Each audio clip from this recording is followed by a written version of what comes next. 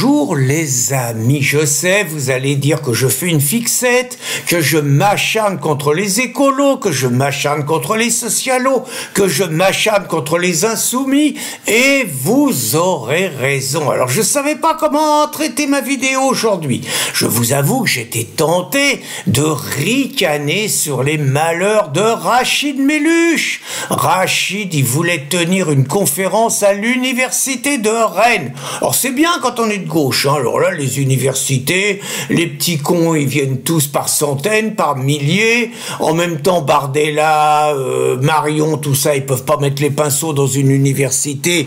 Ils ont tout de suite les milices gauchos et les chefs d'université qui sont tous de gauche qui les virent. Mais alors pour Loulou Lacam, Boyard et pour Rachid Melluch, c'est open bar. Et alors, il est arrivé un truc à la godille à Rachid. Figurez-vous qu'il y a des mecs qui ont donné un coup de fil à l'université et qu'on fait une menace à la bombe en disant que c'était au nom des islamistes. Et alors, le chef de l'université, qui à mon avis doit pas être un insoumis, l'a joué principe de précaution, on plie les Gaules, pas de conférence. Oh là là là là, parce que Rachid, lui, il veut bien empêcher les autres, ses adversaires politiques, d'intervenir. Ça, il fait que ça depuis 30 ans. Mais qu'à lui, on lui fasse ça, il dit que la République, elle est en danger. Et comme les insoumis, ils sont parfois un peu bêtes, nous autres, on a tellement l'habitude de ce genre de trucs qu'on a toujours des plans B et des plans C pour quand on se fait fermer la salle au dernier moment. Les mecs à Rachid, ils ont rien prévu. Résultat, Rachid, il est venu à Rennes et il est resté dans son hôtel toute la soirée. À mon avis, il devait être d'une humeur massacrante. Alors, je voulais aussi m'amuser avec ma grande copine Sandrine Rousseau, Sardine Ruisseau.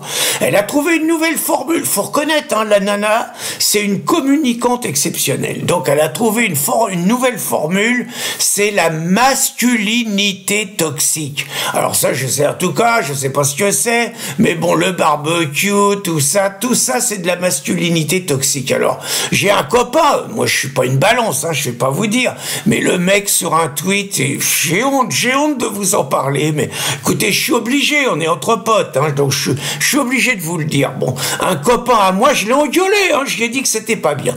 Mais bon, le mec, il a tweeté à Sandrine, et vous savez pas ce qu'il a écrit.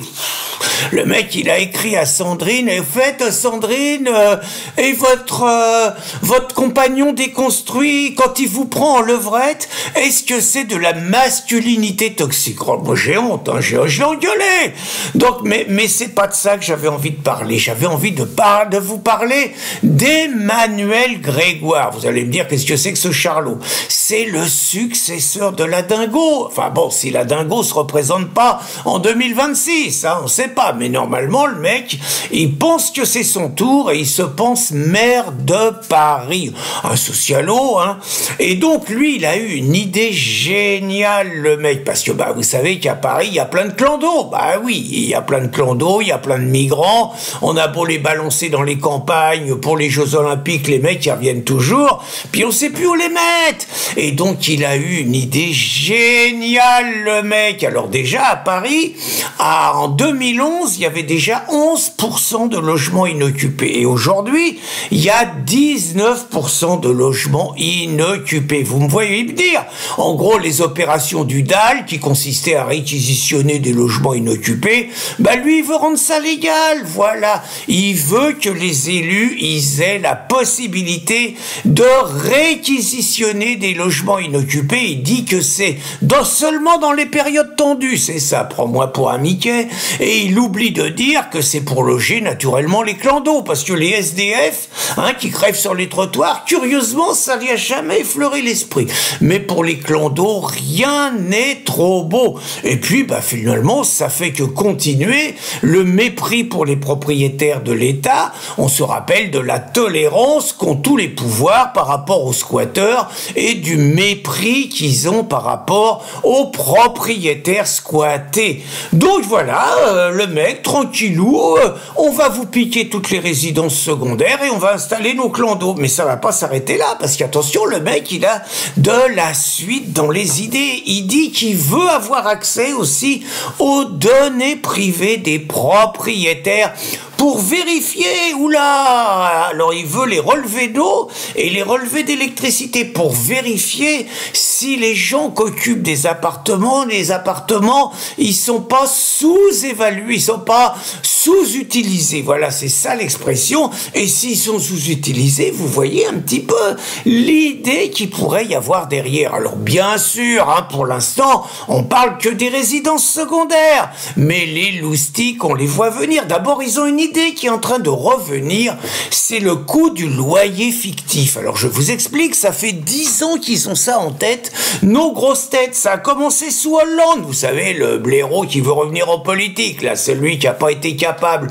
de se présenter, celui qui a sur les mains le sang des victimes du Bataclan et de Nice, mais qui veut malgré tout se représenter. Donc ça a commencé sous Hollande, et donc Hollande, il dit, et ses technocrates, ils disaient que c'était pas normal parce que des gens comme vous ou moi, on a travaillé toute notre vie, on a acheté une maison, un appartement, on l'a payé pendant 15 ans, 20 ans, 25 ans en fonction des revenus des uns et des autres, et puis maintenant, bah on paye une taxe foncière, certes, mais bon, on paye plus de loyer, quoi. Et ben l'idée, ça serait de dire, par exemple, que si vous habitez une maison qui est estimée à un loyer de 1 000 euros, à la fin de l'année, vous déclarez sur vos revenus 12 000 euros supplémentaires sur lesquels vous allez casquer naturellement des impôts.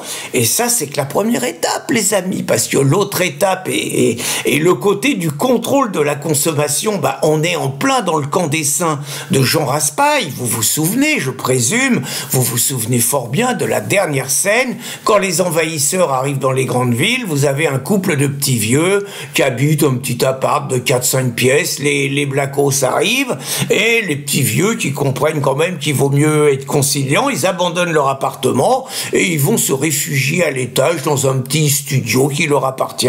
Bah, on est un peu là-dedans, parce que vous allez avoir, bah, attendez-vous là, les commissaires politiques, vous allez les voir, hein. Ça va être, attendez-vous là, monsieur Casson, attendez, vous êtes seul, vous êtes à deux, vous habitez une maison, allez, je dis n'importe quoi, hein. Vous habitez une maison où il y a 7 chambres, bah oui, mais j'accueille mes petits-enfants l'été, tout ça. Mais attendez, toute l'année, vous avez personne. Et donc, ça va être, bah, soit vous accueillez quelqu'un, et alors là, vous allez avoir tous les dégrèvements, tous les avantages fiscaux, soit vous accueillez personne et vous continuez à vivre dans vos 7 chambres, et là, diléling, jusqu'à ce que vous puissiez plus payer, quoi. Je veux dire, c'est clair. Et ça rappelle un petit peu les commissaires politiques écolos qui voulaient nous raconter dans Paris que les mecs qui viendraient en voiture et qui n'auraient pas un alibi solide, ils envisageaient de mettre en place des brigades écolos pour contrôler les mecs en voiture, et les mecs qui n'auraient pas des alibis solides, allez hop, confiscation de la voiture, immobilisation, enfin voilà, on est dans ce type de société, vous voyez, et il faut se dire que quand ça commence à Paris, je vous rappelle que c'est à Paris qu'on a commencé à vouloir, avec les vignettes à la dingo, là, qu'on a commencé à vouloir interdire les voitures à diesel, les vieilles voitures et tout, mais pas les grosses bagnoles du milliardaire qatari, hein, ça c'est pas pareil. Mais en tout cas, les bagnoles du peuple, qu'on a commencé à les interdire, et après, bah, tous les écolos, comme les citadins sont assez stupides pour élire des écolos, des socialos dans les grandes villes, bah, à Lyon, à Grenoble, à Strasbourg, à Toulouse, non, à Toulouse, c'est encore un mec de droite, mais bon, partout où il y a des écolos, bah, c'est clair que c'est ce qu'ils mettent en place, quoi, voilà. Donc, plus de bagnoles, et bah, là, ce qui est fait à Paris, c'est très clair que, bah, si ça passe à Paris, bah, ça va se promouvoir dans toutes les grandes villes où il y a énormément de résidences secondaires. Alors, voilà à peu près ce qui nous attend, hein. Je vous ai mis les choses sur la table. Alors, après ça, je suis pas convaincu que j'ai beaucoup d'admirateurs qui sont des gens qui votent écolo ou socialo, ou alors ce sont des mazos. Mais si vous pouvez faire suivre cette vidéo à des électeurs écolos, socialos, insoumis, communistes, n'hésitez pas, faites-leur suivre, et si ces crétins continuent à voter à gauche après une vidéo pareille, c'est que leur cas est définitivement désespéré. Bonne journée les amis!